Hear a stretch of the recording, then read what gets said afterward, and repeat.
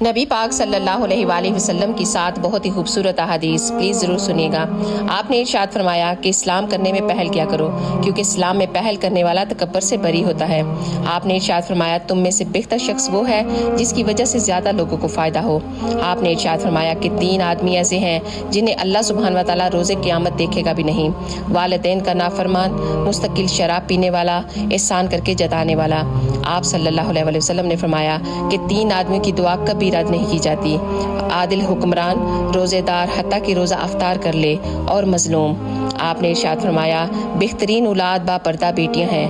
اور آپ نے ارشاد فرمایا کھانے کا گرا ہوا ٹکڑا دسترخوان سے اٹھا کر کھانا اولاد میں خوبصورتی، رزق میں برکت اور تکبر کو ختم کرتا ہے۔